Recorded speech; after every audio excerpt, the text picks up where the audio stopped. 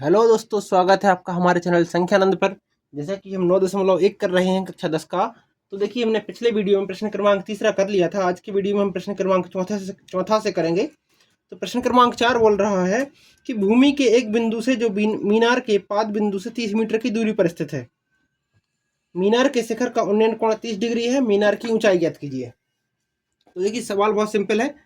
बोल रहा है भूमि के एक बिंदु से, अगर ये भूमि का स्तर हो गया हमारा इस तरीके से। देखिए दोस्तों, इस चैप्टर में अगर हम जल्दी से अपना चित्र बना लें तो बहुत आसानी से सवाल हो जाते हैं अपने। भूमि के एक बिंदु से जो मीनार के पाद बिंदु से 30 मीटर की दूरी पर है, यानी कि अगर ये अपनी मीनार है इस तरीके से। देखिए, मीनार मतलब कोई इमारत। अगर ये मीनार है, इसके बिंदु से 30 मीटर की दूरी पर एक बिंदु है, इससे 30 मीटर की दूरी पर एक बिंदु है। मीनार के शिखर का उन्नयन कोण मैंने आपको बताया था। उन्नयन कोण मतलब ऊपर की तरफ देखना। अगर इस बिंदु से अगर ऊपर की तरफ देखें हम ये, तो कितने डिग्री का कोण बन रहा है? 30 डिग्री का कोण बन रहा है। ठीक है, इस बिंदु से इस मीनार की दूरी 30 मीटर है और इस बिंदु से मीनार के शिखर का उन्नयन कोण 30 डिग्री है। तो मीनार की ऊंचाई ज्ञात कीजिए। आपको सिंपल कुछ नहीं करना है, इस सवाल में इस ऊंचाई को ज्ञात करना है। समझ में आ गया? चलिए ठीक है, दिया है, इसको लिख लेते हैं अपन पहले। अगर कोई भी क्वेश्चन आपको आता है तो उससे पहले लिख लीजिए सवाल में क्या क्या दिया है अपने को और क्या ज्ञात करना है। तो दिया है क्या? मीनार से बिंदु की दूरी, इसको मान लो ए बी सी दूरी, यानी कि ए बी बराबर कितनी आ गई अपनी? ये 30 मीटर आ गई है। ठीक है, इसके बाद बिंदु से शिखर का उन्नयन कोण, उन्नयन कोण किससे? अपन थीटा से मान लेते। थीटा बराबर कितना आ जाएगा? ये 30 डिग्री आ जाएगा। ठीक है, दो बात समझ में आई आपको? इतना दिया है, हम ज्ञात क्या करना है इसके बाद? दिया है लिख लिया अपन ने, एक पॉइंट लिखना रहता है अपने को, ज्ञात करना है। अगर पेपर में आप इतना करके आ रहे हैं, आपको कुछ नहीं करना मन से। अगर सवाल नहीं बन रहा है तो दिया है और ज्ञात करने से आपको 4 नंबर के सवाल में 2 नंबर मिल जाए, 1 नंबर मिल जाएगा। ठीक है, ज्ञात क्या करना है हमको? मीनार की ऊंचाई, ऊंचाई क्या है? BC, अभी ज्ञात करना है। ठीक है, अब देखिए सवाल पर आते हैं। हमको ये ध्यान रखना पड़ता है भाई कि यहाँ पे कौन सी भुजा दी है। एक हमको, यानी कि जिस भुजा पे कोण बन रहा है वो भुजा दी है और एक कोण दिया है। तो देखिए, इसको निकालना क्या अपने को? ये भुजा निकालना जो सीधी खड़ी हुई है। तो मैंने आपको बताया था इस कोण के सामने वाली भुजा कहलाती है भाई कौन सी? लंब। और जो झुकी हुई जो भुजा कहलाती है आधार।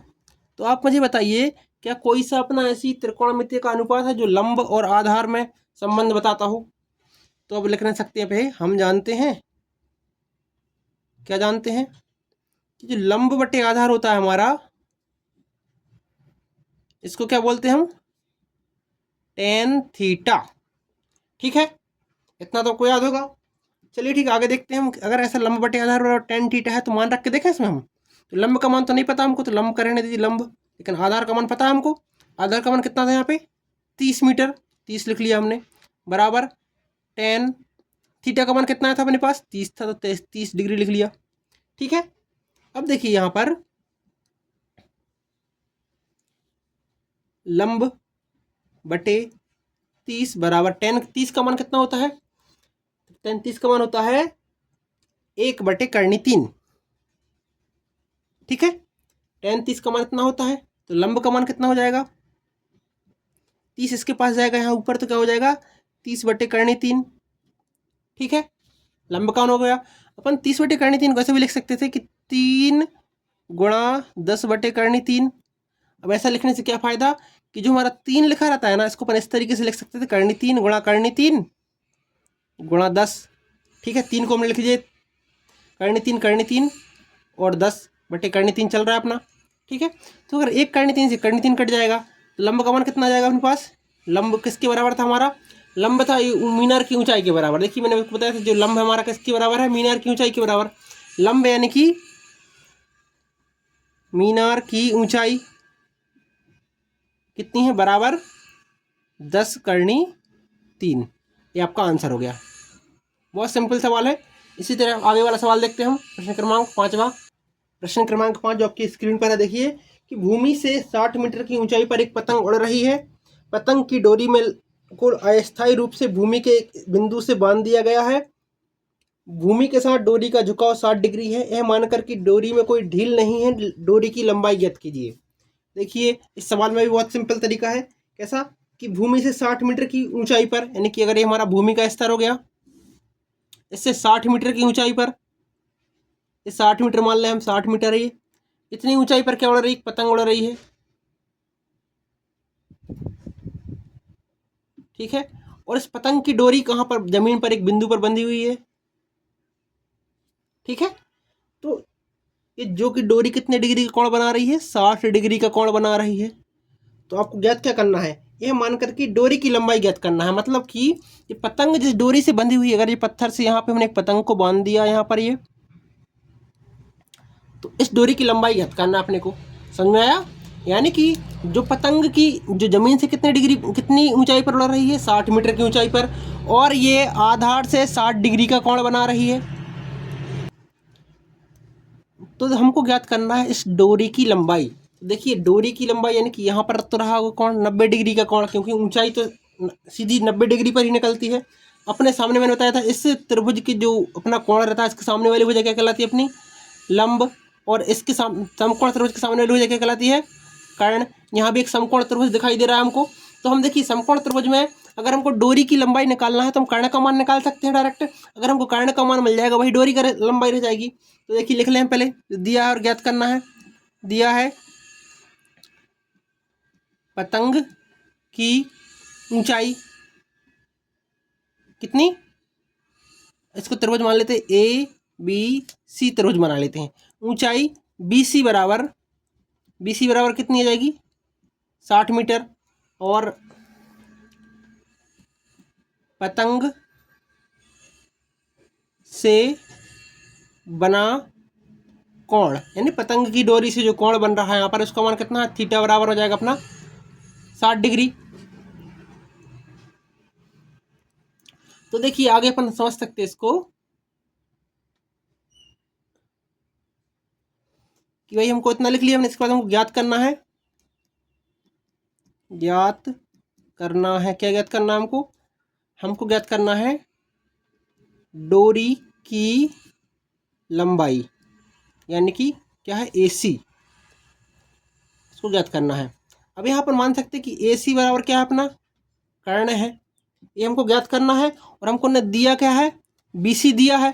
तो देखिए हम जानते हैं कि भाई, हम जानते हैं, क्या जानते हैं कि अगर हम लंब बटे कर्ण करें, लंब बटे कर्ण कर दें, तो किसका मान मिलता है अपने पास? साइन थीटा का मान मिल जाता है अपने को। ये अगर हम जानते क्या है कि लंब बटे कर्ण करने पर साइन थीटा मिलता है। तो देखिए अगर हमारे पास लंब का मान है, हाँ सर है, कर्ण का मान नहीं है, लेकिन साइन का मान, साइन थीटा का मान, थीटा तो दिया है। यानी कि इसके मान रखने पर क्या मिल जाएगा हमको? लंब का मान कितना था? 60 मीटर। ठीक है, कर्ण का मान नहीं पता तो कर्ण आ जाएगा ये जहाँ के तहाँ। और साइन थीटा का मान, तो साइन थीटा का मान 60 डिग्री। ठीक है, समझ में आया आपको? चलिए ठीक, आगे बढ़े हम। यहाँ पे जाएगा 60 बटे कर्ण बराबर साइन 60 का मान कितना होता है? कर्णी 3/2। ठीक है, तो कर्ण का मान कितना मिल जाएगा अपने को? यहाँ पर कर्ण बराबर, इसको लिख सकते हैं अपन इस तरीके से, यहाँ लिख दे रहा हूँ मैं। कर्ण बराबर आ जाएगा अपना 2 का गुणा 60 में होगा तो कितना आ जाएगा? 60 गुणा 2 बटे कर्णी 3। अगर इसको अपन इस तरीके से भी लिख सकते थे कि भाई कितना जाएगा ये अपना 40 गुणित 3 बटे कर्णी 3। और इसको डायरेक्ट इस तरीके से भी लिख सकते थे हम, 40 कर्णी 3। उम्मीद करते हैं आपको ये बात समझ में आई होगी कैसे लिख दिया मैंने 60 को लिख दिया, क्या 60 को लिख दिया 3 गुणित 20, और 20 का गुणा 2 में किया तो 40 हो गया ये। ठीक है, यानी कर्ण का मान कितना मिला अपने को? 40 कर्णी 3। तो कर्ण किसके बराबर था? मैंने आपको बताया था, जो हमारा कर्ण है वो डोरी की लंबाई है। तो यानी कि यहाँ लिख सकता हूँ मैं, डोरी की लंबाई AC बराबर 40 कर्णी 3, या पूरा मान अपना मीटर में चल रहा था तो मीटर आ जाएगा अपना ये। ठीक है, ये वाला क्वेश्चन आपका कंप्लीट होता है। उम्मीद करते हैं आपको ये क्वेश्चन क्रमांक चौथा और पांचवा समझ में आया होगा। इसके बाद अगले वीडियो में प्रश्न क्रमांक छठवा से स्टार्ट करेंगे। तब तक के लिए नमस्कार।